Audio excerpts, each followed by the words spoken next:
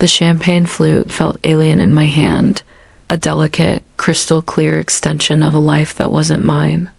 It was cold, sweating condensation onto my fingers, a stark contrast to the humid, cooling air of the marquee. Outside, the sprawling lawns of the Edgemont estate rolled away into a twilight bruised with purple and gold. Inside, a sea of pastel silks, tailored tuxedos, and aggressively white teeth ebbed and flowed around me. This was my father's third wedding, and like the first two, it was an exercise in opulent denial. He wasn't just marrying a woman. He was acquiring a new, younger, blonder statement piece, and this party was its unveiling. Her name was Tiffany. She was 28, a former lifestyle blogger whose primary skill seemed to be monetizing her own existence. And my father, Richard Sterling, at 62, was her biggest investor. I stood near the back, a self-imposed exile by the towering, six-tiered wedding cake, a marvel of fondant and hubris that probably cost more than my first car. My official role here was ambiguous. Daughter of the groom, yes. But that felt like a technicality, a biological footnote on the grand, glossy program of Richard's life. For 2 decades, my actual role had been chief architect of his success, the silent, uncredited ghost in his machine. I was the one who had turned his flailing brick-and-mortar electronics store into Sterling Innovations, a multi-million-dollar software and hardware integration empire. My algorithms were our crown jewels. My patents, filed under his name for simplicity's sake, were the bedrock of our fortune. My 40% equity, a silent partnership documented in a labyrinthine contract, buried in a lawyer's vault, was the secret I carried like a physical weight. But here, amidst the clinking glasses and forced laughter, I was just Alara, Richard's quiet, serious daughter. The one who didn't quite fit the new, gleaming sterling brand dot my dress was a concession, a deep navy silk sheath I'd bought myself. It was elegant, understated, and utterly invisible in a room full of sequins and feathers. Tiffany had tried to put me in a bridesmaid's dress, a monstrosity of peach tulle that would have made me look like a despondent flamingo.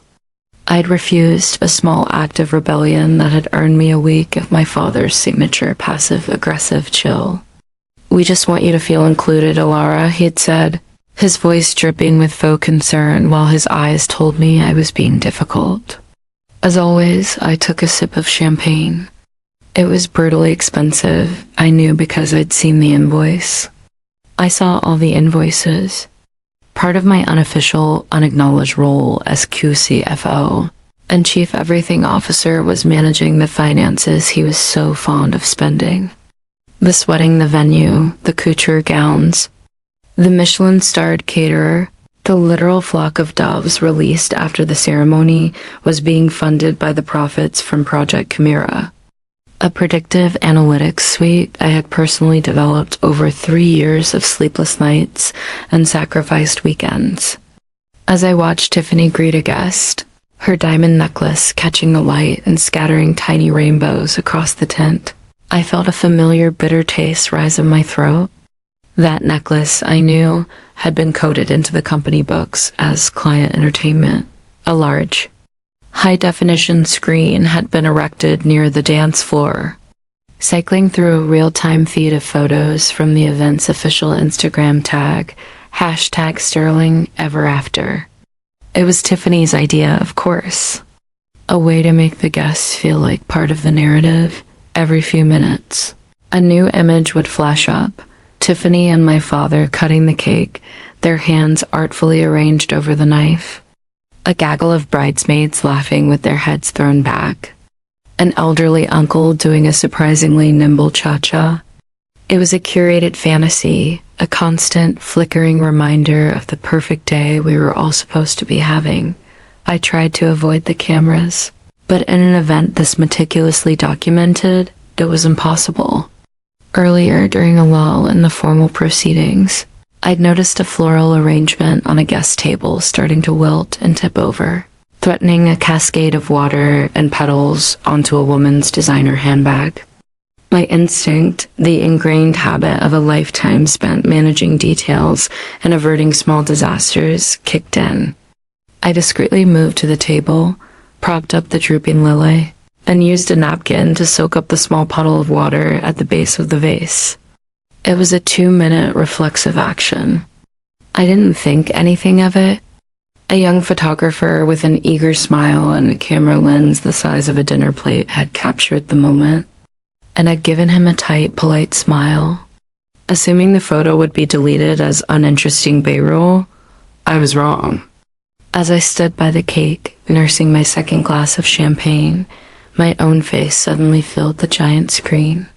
There I was, crouched slightly, my expression one of intense concentration as I adjusted a lily. The lighting was dramatic, the focus sharp.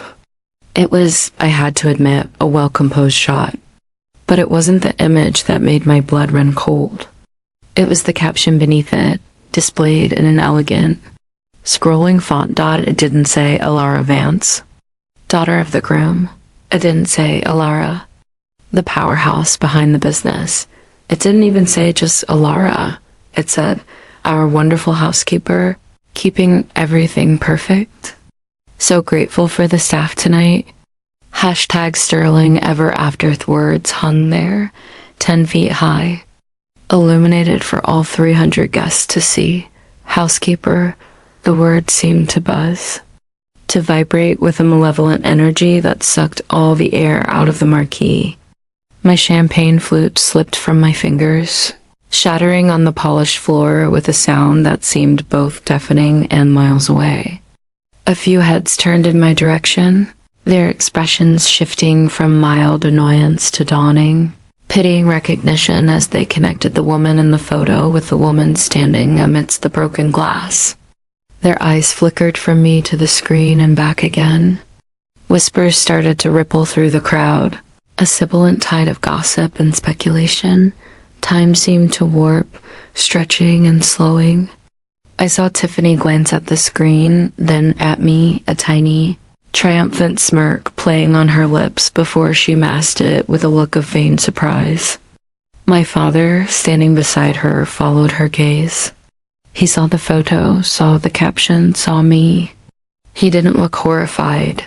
He didn't look angry on my behalf. He gave a small, almost imperceptible shrug, a gesture that said, "What's the big deal?" Then he raised his glass in my direction, a little cheers that was somehow more insulting than any verbal blow could ever be. He had seen the tag.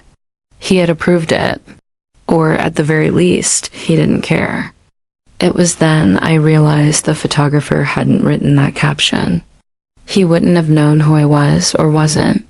The real-time feed was being curated, captions added by someone with access. Someone like Tiffany. Someone acting with my father's implicit or explicit permission. My mind, usually a fortress of logic and code, fractured into a million pieces. Flashbacks assaulted me, sharp and painful as shards of glass.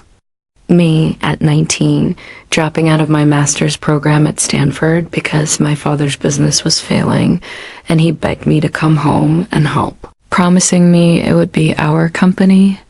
Me, sleeping on a cot in the back office for weeks on end, perfecting the code for our first major software contract, subsisting on coffee and the thrill of creation. Me, sitting in boardrooms, introduced as his senior project manager, while I watched my father present my PowerPoints, my data, my strategies as his own. He'd always had a justification, a smooth, reasonable-sounding explanation for why I needed to stay in the background. It's better for optics, Alara. A man of my experience inspires more confidence in the investors. Or, we can't let family drama complicate things. A silent partnership is cleaner, safer for you. Or the one that cut the deepest. You're brilliant with the work, but you don't have the personality for the glad-handing. You handle the engine, I'll steer the ship. We're a team, and I had believed him. Or, more accurately, I had wanted to believe him. I'd accepted the crumbs of praise he threw my way, rationalized the public erasure of my identity, telling myself that the work was what mattered. The success was real, even if my role in it was a secret. I owned 40% of this glittering empire.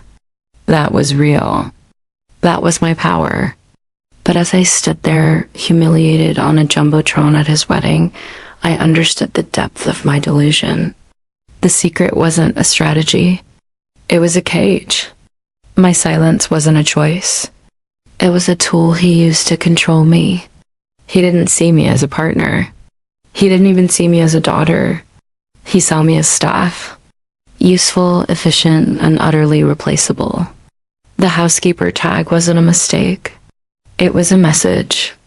It was my job description in his world, to tidy up the messes, to make things run smoothly, and to never, ever expect to be treated as an equal. The shock was a physical blow, a punch to the gut that left me breathless. The world, which had slowed to a crawl, suddenly snapped back into focus. The whispers were louder now, the stares more pointed. My father had turned his back, already laughing at some joke with a guest, the incident forgotten. For him, it was over. For me, something had just broken wide open. The curiosity of how he could be so callous had been answered with the shocking, brutal truth. In the story of Richard Sterling, I was not a main character. I was set dressing, and the stage I had built for him was now the scene of my own public execution. The drive home from the wedding was a blur of streetlights smearing across a rain-slicked windshield. I didn't cry. The shock had cauterized my tear ducts, leaving behind a cold, hollow space where sorrow should have been. That space was now rapidly filling with something else, something hot and volatile, anger. It started as a low hum beneath my skin, the vibration of a power line just before a storm breaks. By the time I walked into my house, kicking off my heels and leaving them by the door like discarded weapons, the hum had become a roar. My home office, usually a sanctuary of quiet focus and orderly thought, felt like a crime scene. The dual monitors on my desk gleamed in the dark, silent witnesses to the years of labor I had poured into Sterling Innovations. The whiteboard on the wall was still covered in flowcharts and algorithmic progressions for Project Nightshade, our next big government contract, a project I had conceived, designed, and was currently coding from the ground up. My father had presented the initial proposal to the Department of Defense last month. They thought he was a genius. He had forgotten to mention my name. I flicked on the lights, the sudden brightness stinging my eyes. I didn't go to bed. Sleep was an impossibility. Instead, I went to the large, fireproof safe hidden behind a false bookshelf. I spun the combination, my fingers moving with practiced ease, and pulled out the thick leather-bound portfolio that contained the original partnership agreement. The document felt both heavy and flimsy in my hands, a testament to a promise that had been systematically broken. I spread the papers across my desk, the crisp legal jargon a stark, black and white confirmation of my reality, Alara Vance, hereafter referred to as the silent partner, shall hold a 40% equity stake in Sterling Innovations, LLC 40%. Not a gift. Not an allowance. It was my compensation for signing over the intellectual property rights to my first 3 groundbreaking software patents, the very foundation of the company. My father had been so convincing that day, 10 years ago, in this very office. It's a formality, Alara, he'd said, his hand on my shoulder, his voice a warm, reassuring balm. This protects you, and it protects the company from outside perception issues. We're a team. Your name might not be on the door, but this document proves your place is in the foundation. I had believed him. I'd signed where he told me to sign, blinded by filial loyalty and the naive assumption that my father, my own blood, would never betray me. The anger was no longer just a hum. It was a physical force coiling in my stomach. I started pulling files, not with any specific purpose at first, but with a desperate need to surround myself with proof. Proof of my existence, of my contribution. I booted up my encrypted access to the company's servers, my fingers flying across the keyboard. I opened project folders, financial statements, email archives. And with every click, the injustice grew. Becoming a monument to my own foolishness, there it was. In an email from 2015, my father forwarding my detailed market analysis to the board with the subject line, "Some thoughts I've been working on." There was the video from the 2018 Tech Summit, where he accepted an innovation award for a security protocol I had designed, thanking his talented team in a vague, dismissive wave. There were the expense reports, pages and pages of them, detailing the life he and now Tiffany were living on the back of my work. A $500,000 charge for a corporate retreat in Bali that was actually their pre-honeymoon. A $70,000 wire transfer to a bespoke jeweler in Antwerp, labeled R&D materials, a monthly lease of $25,000 for a penthouse apartment in the city, classified as a satellite office, that I knew for a fact was Tiffany's personal shopping pied-à-terre. He wasn't just erasing me. He was robbing me. He was robbing the company.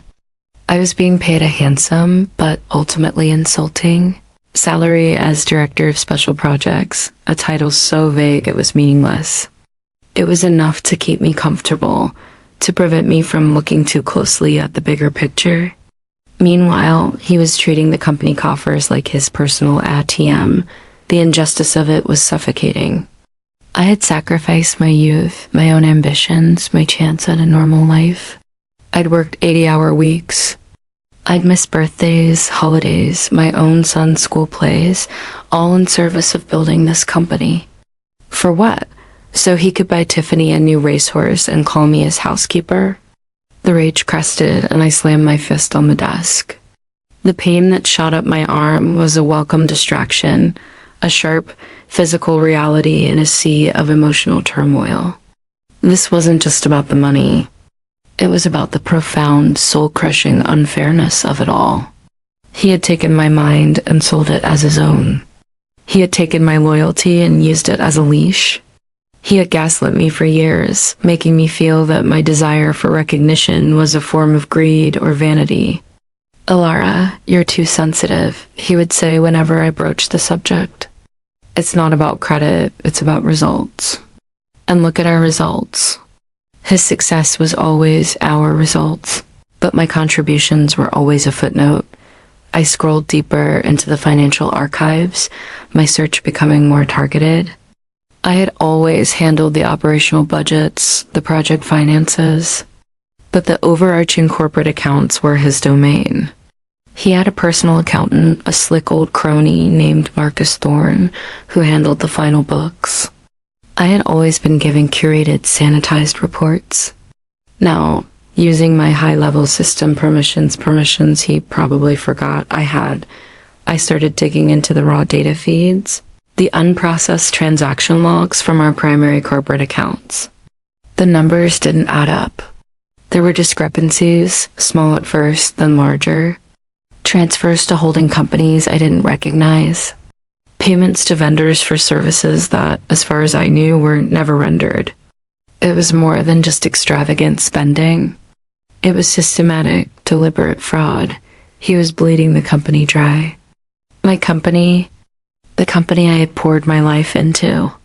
The injustice burned away any remaining vestiges of shock or grief.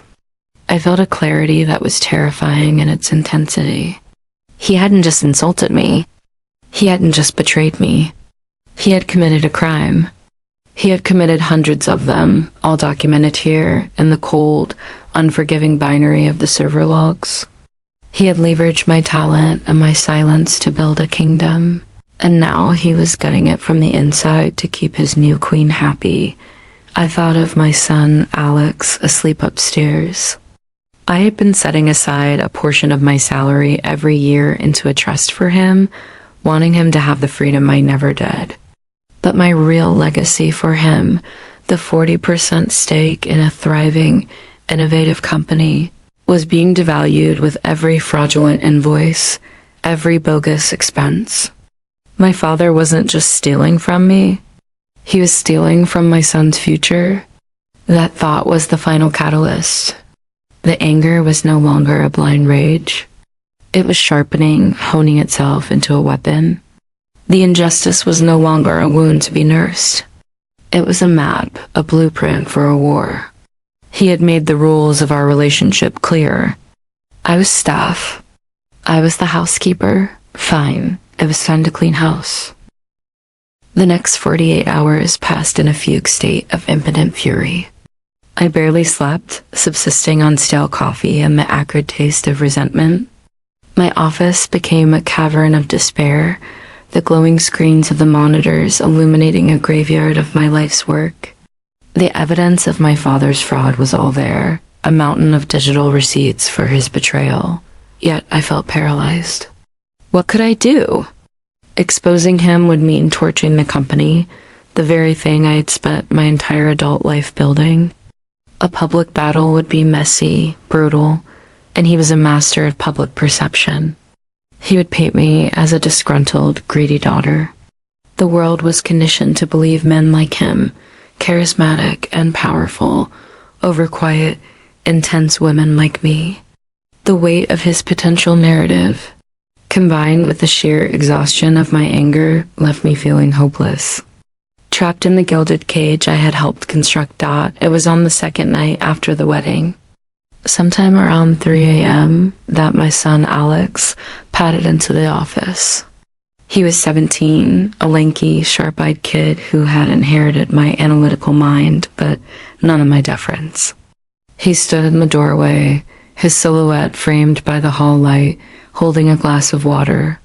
He took in the scene, the scattered legal documents, the complex financial data on the screens, my haggard face. He had been walking on eggshells around me since I'd returned from the wedding, sensing the seismic shift in our home's atmosphere. "Can't sleep?" he asked, his voice still raspy with sleep. I shook my head, unable to form words. I just pointed at one of the monitors, where I had left the wedding photo feed open. The image of me, the housekeeper, was still there, buried under dozens of newer, happier photos of the honeymooners in Bora Bora. He didn't need to ask. He'd seen it. His friends had seen it.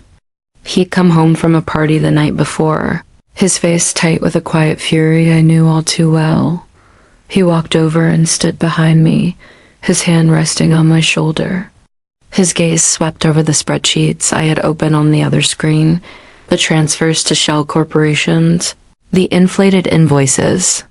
He was unnervingly quick, his generation's fluency in the digital world making him a natural at pattern recognition.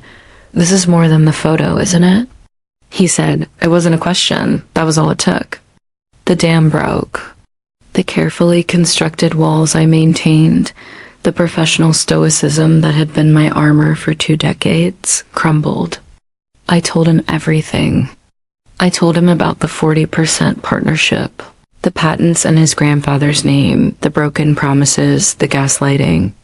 And then I showed him the fraud, tracing the flow of money from Sterling Innovations to offshore accounts with names like Tiffany's Trinkets, LLC, and Richard's Riviera Holdings. As I spoke, the hopelessness began to recede, replaced by the simple, profound relief of being heard, of being believed without question. When I finished, my voice hoarse, Alex was silent for a long moment. I expected him to be shocked, perhaps scared. Instead, when he spoke, his voice was cold and clear, devoid of teenage melodrama. "He's a criminal, Mom, and a bully." He squeezed my shoulder. "You always taught me you don't let bullies win. You don't let them take what's yours." His words were a splash of icy water, shocking me out of my stupor. He was right. When had I forgotten my own lessons? When had I allowed myself to become so thoroughly bullied that I couldn't even see a way out?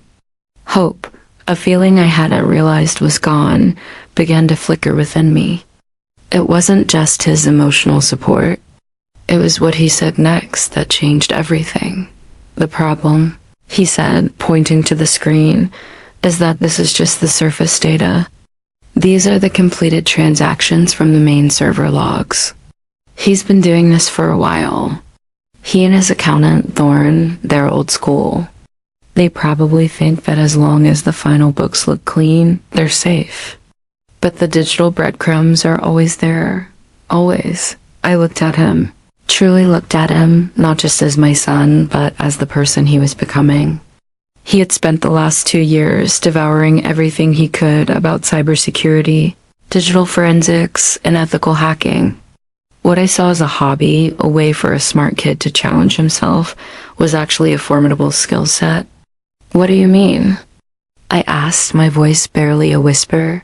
I mean the ghost data, he said, his eye lit up with passion. Deleted files aren't really deleted, not right away. They're just marked for overwrite. And system backups, email server caches, router logs, they all tell a story. Grandpa's arrogant. He thinks because he pays a firm to manage the company's cybersecurity, he's untouchable. But he doesn't understand the architecture. You do. And I know how to look in the cracks. He pulled up a chair, his lethargy gone, replaced by a focused energy that mirrored my own when I was deep in code. Let me try something. For the next few hours, my office transformed. It was no longer a tomb of my past failures, but a laboratory of future possibilities. Alex guided me, his knowledge of back-end exploits and data recovery techniques astounding me.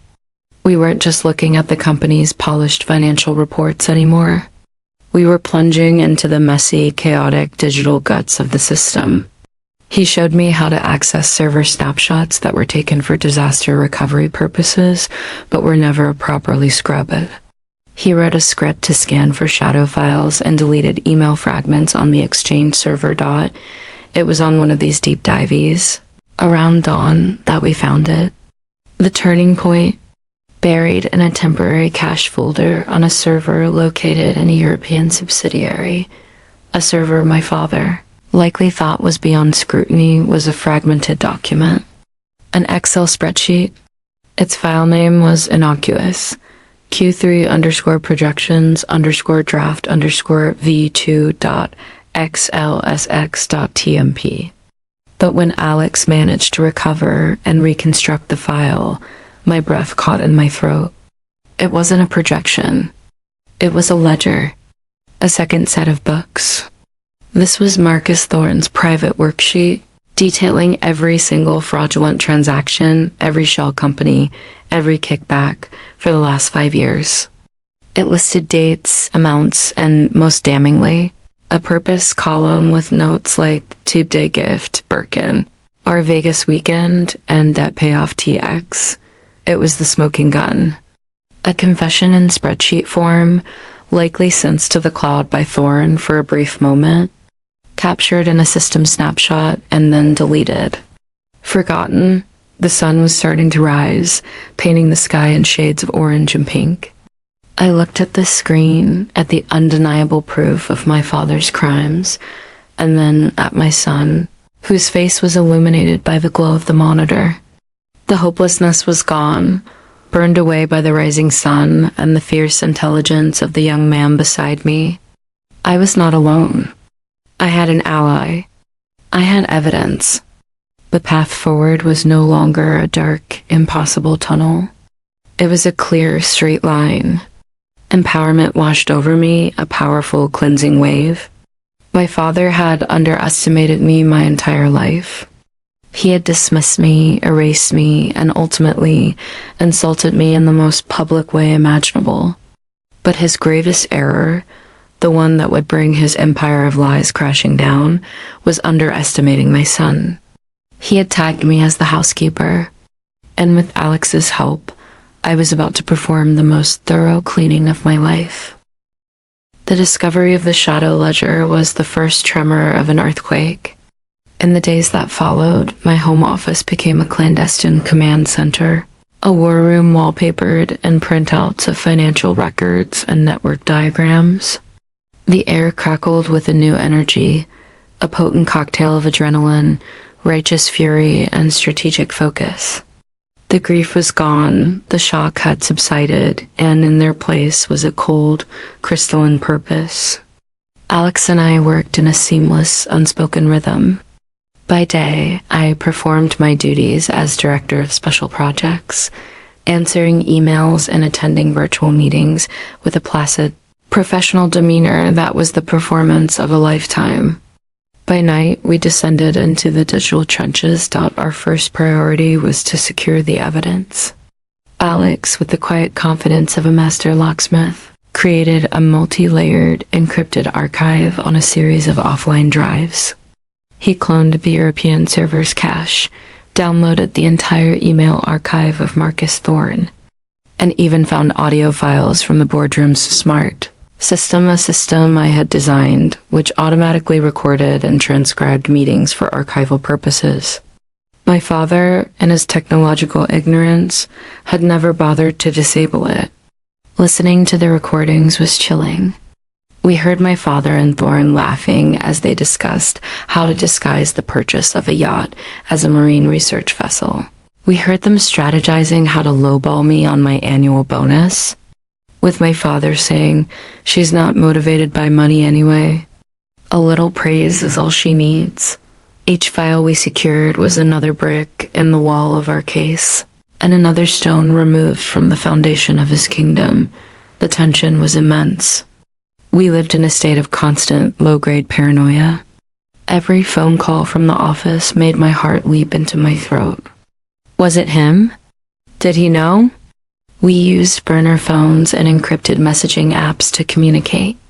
Alex set up alerts that would notify us if anyone tried to access the specific server logs we had copied. One evening, an alert flashed on his screen, a high-level admin login, originating from the IP address of the company's IT security consultant. My blood ran cold. We watched, breathless, as the user poked around the exact directory where we had found the ledger. Had we been discovered? Was it over before it began? After 10 agonizing minutes, the user logged out. Alex did some quick, frantic digging. It turned out to be a routine security audit scheduled months in advance. The close call left us shaken, but also hardened our resolve. We were running out of time. My father and Tiffany were due back from their extended honeymoon in less than a week, with a mountain of undeniable evidence. The next step was to find legal counsel. I couldn't go to the firm that had represented Sterling Innovations for years. They were my father's men. I needed someone from the outside, someone formidable, discreet, and utterly ruthless. After days of research, vetting candidates through back channels, I found her, Anya Sharma. Her reputation preceded her. She was a former federal prosecutor who had gone into private practice, specializing in high-stakes corporate litigation and forensic accounting cases. Her website featured a string of victories against powerful, corrupt executives.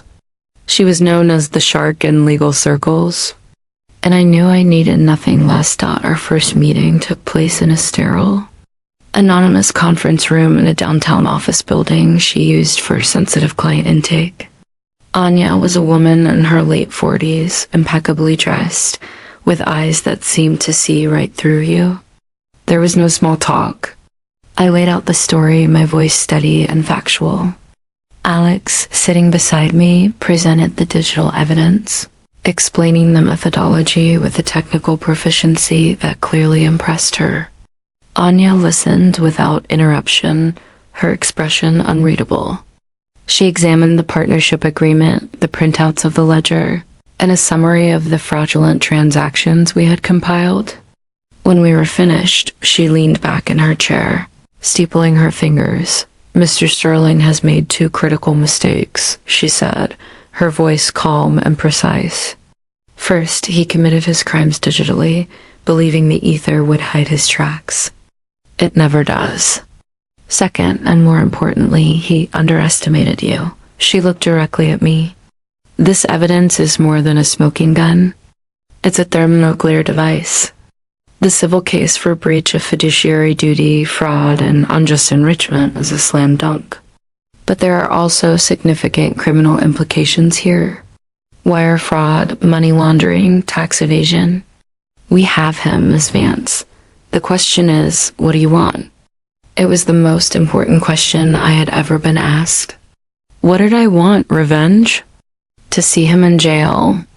To destroy him as he had tried to destroy me. I looked at Alex, who gave me a small, encouraging nod. The answer came to me with absolute clarity. I want the company, I said. My company. I want him out. I wanted to save it from the damage he's done and rebuild it into what it was always supposed to be. Justice is secondary to that, but I will not shy away from it if it's required. Anya smiled, a thin, sharp expression that was both terrifying and reassuring. Good, she said. Vengeance is messy. Control is clean. Over the next few days, we formulated the strategy. It was a multi-pronged attack, designed for maximum impact and minimum warning. Phase 1 was complete. We had the evidence. Phase 2 was the legal preparation. Anya's team worked around the clock, drafting the civil complaint, preparing motions to freeze his personal and corporate assets, and compiling a dossier to be handed over to the district attorney's office at the opportune moment. Phase 3 was the coup de grace. We don't sue him first, Anya explained, pacing the conference room. A lawsuit gives him time to react, to hide assets, to rally his allies. We decapitate the leadership first. Your partnership agreement gives you the right to call an emergency meeting of the board with 48 hours notice. The board of Sterling Innovations consists of 4 people, you, your father, and 2 of his old golfing buddies, Mr. Gable and Mr. Chun, who you've told me are largely passive. We call the meeting for the day after he returns. We present the evidence in a controlled environment. We force a vote of no confidence to remove him as CEO and chairman. With your 40% stake and the sheer shock of the evidence, Gable and Chun will have no choice but to side with you to protect their own interests and avoid being implicated. The plan was audacious, terrifying, and brilliant. The tension in our war room ramped up to an almost unbearable level. We were no longer just digging for information. We were preparing for battle. We role-played the meeting, with Alex playing his grandfather, throwing every possible objection and insult at me. Anya coached me on how to remain calm, to stick to the facts, to present the narrative not as a wounded daughter, but as a majority partner protecting her investment. Let the documents speak, she advised. Your anger is the fuel, but the evidence is the weapon. Don't confuse the two. The day before my father was due to land, I sent the email. It was short, formal, and utterly devoid of emotion. Pursuant to Section 11.3 of the Sterling Innovations Partnership Agreement, I am calling an emergency meeting of the board to be held on Friday, October 22nd, at 9 a.m. in the main conference room. Agenda: a review of corporate governance and fiduciary conduct. Your attendance is mandatory. His reply came back within an hour. From his phone, somewhere over the Pacific Ocean. A bit dramatic, Alara. Fine. See you Friday. Hope you've arranged a proper welcome home for us. I read the email and a cold calm settled over me. He had no idea. He was walking into his own execution and he was worried about the welcome party. The rising tension had peaked. The strategy was set. The pieces were in place. All that was left was to watch them fall. The Sterling Innovations boardroom was my father's cathedral, a monument to his ego built with my code. It sat on the top floor, a glass-walled cage with a panoramic view of the city skyline. The centerpiece was a ridiculously long, polished mahogany table that could seat 20, though our board only had 4. My father liked the image of it. He liked to sit at the head. The city sprawled out behind him like a conquered kingdom. On that Friday morning, for the first time, I sat there first. Anya Sharma was on my right, a picture of lethal composure, her files arranged in a precise geometric stack. Alex was on my left. He wasn't a board member, but I had insisted he be there as my technical consultant. His presence was my anchor. The other two board members, Arthur Gable and Winston Chen, arrived shortly after. They were men in their late 60s, soft by wealth and decades of deference to my father. They looked confused and slightly irritated, their golf tans clashing with their anxious expressions. They mumbled greetings, their eyes darting from me to Anya, sensing a disruption in the natural order.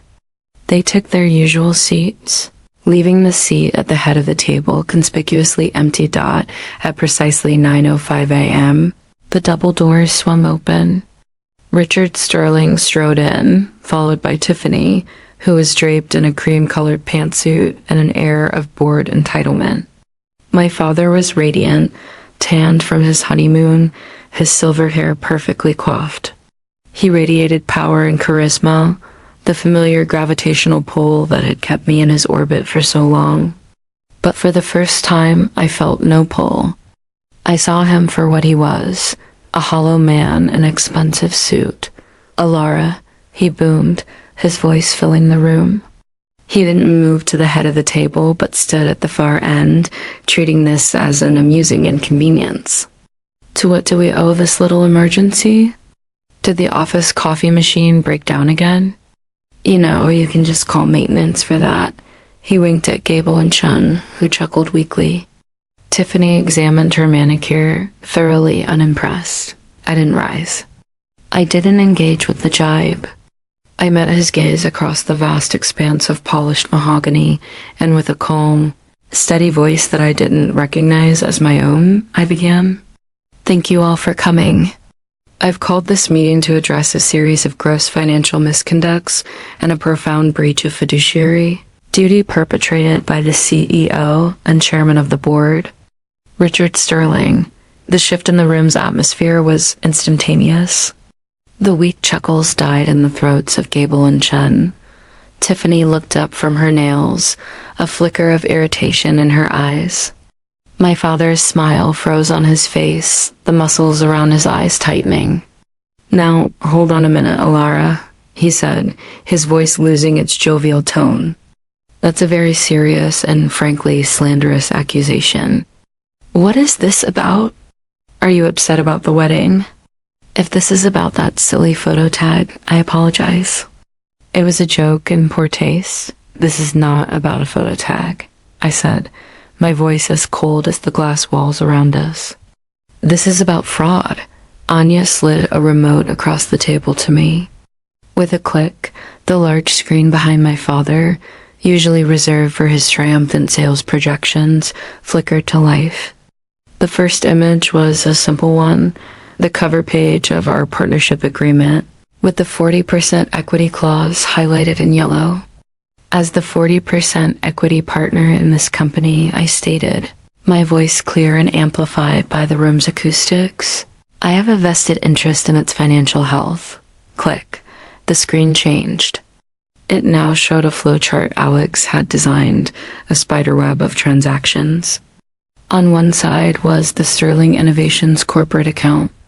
On the other were the logos of a dozen shell corporations, Tiffany's Trinkets, LLC, Riviera Holdings, Sterling Global Imports. Lines and arrows depicted millions of dollars. Flowing out of our company and into his pockets, my father's face paled beneath his tan. "What is this?" "This is fabricated nonsense, is it?" I asked. Click. The screen now displayed a bank statement from Tiffany's Trinkets, LLC, showing a deposit of $250,000. Next to it, an invoice from Sterling Innovations for the same amount, for software consultation services that were never performed. Click. A wire transfer confirmation for $70,000 to a jeweler in Antwerp. Click. the corresponding entry in Marcus Thorne's shadow ledger, recovered from the server cache with the note, T anniversary necklace. We went on like this for 20 minutes. A calm, methodical, brutal dissection of his crimes. With each click of the remote, I presented another piece of irrefutable evidence. The forged invoices, the recordings of him and Thorne discussing the yacht, the credit card statements for their multi-$1,000 dinners, all billed to the company. Gable and Chun stared at the screen, their faces a mixture of horror and dawning comprehension. They weren't just witnessing a family dispute. They were witnessing the implosion of their comfortable, lucrative sinecure and their own potential liability. Tiffany began to fidget, her mask of bored detachment cracking to reveal a greedy panic.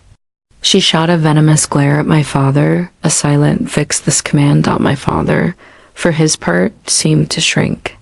The larger-than-life charisma evaporated, leaving behind a flustered, angry old man. He finally erupted, slamming his hand on the table. "Enough. This is a violation. You hacked my private files. This is illegal." Anya spoke for the first time, her voice cutting through his tirade like a surgeon's scalpel.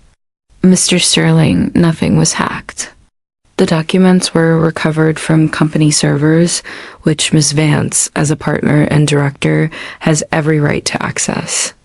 These files are company property, and they document a clear pattern of embezzlement and fraud.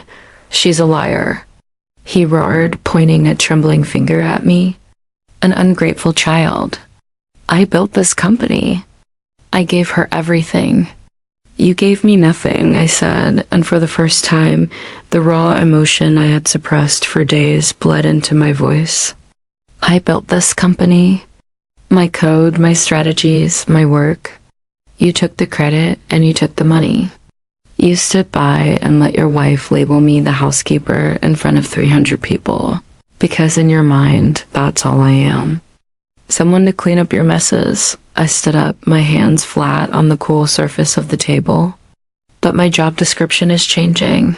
I looked at Gable and Chun. "Gentlemen, I am exercising my rights under the partnership agreement. I am calling for a vote of no confidence in Richard Sterling as CEO and chairman of the board, effective immediately. I vote to remove him." A tense silence descended. Gable and Chun looked at my father, then at the damning evidence on the screen, then at Anya, whose gaze promised a world of legal pain if they made the wrong choice. Arthur Gable, a man who I'd never heard voice an independent thought, cleared his throat. "Given the troubling evidence presented, I vote to remove." All eyes turned to Winston Chen. He wrung his hands, then nodded miserably. I concur. I vote to remove." It was done. My 40% plus their combined 20% created an ironclad majority. My father stared at them, his face a mask of disbelief and betrayal. "You, after all I've done for you, ... single quotes," he stammered. "The motion carries," Anya announced coolly. "Richard Sterling is hereby removed from all positions at Sterling Innovations." She nodded to the door, where 2 security guards I had hired for the occasion were waiting. "Security will escort you from the premises. You'll have 1 hour to collect your personal belongings from your office, under supervision." The catharsis was not a fiery explosion, but a quiet, profound release. Watching him, stripped of his power, his face contorted in a snarl of impotent rage, I felt no triumph, only a deep, cleansing sense of rightness. Tiffany, realizing her golden chariot had just turned back into a pumpkin, shot me a look of pure hatred, grabbed her purse, and stormed out of the room without a word to the man she had married 2 weeks earlier. As the guards led him away, my father turned and leveled one last desperate attack at me. "You'll run this company into the ground. You don't have it in you. You're nothing without me." I met his eyes, my own clear and steady. "I've been running it for 20 years, I said. The only difference is that now I'll be signing the checks. He was still shouting, a stream of useless threats and pathetic insults, as the boardroom doors closed, silencing him for good. The echo of his voice faded, leaving only the quiet hum of the air conditioning and the view of a city that suddenly felt like it was full of promise. Justice had been served.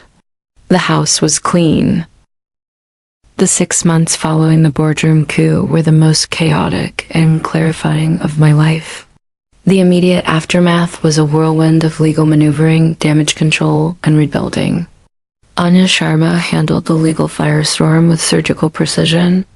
My father, predictably, filed a lawsuit, a baseless, rambling complaint accusing me of corporate espionage and defamation.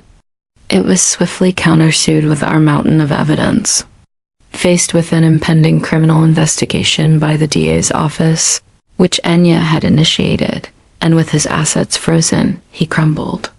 He accepted a settlement that was less a negotiation and more a surrender.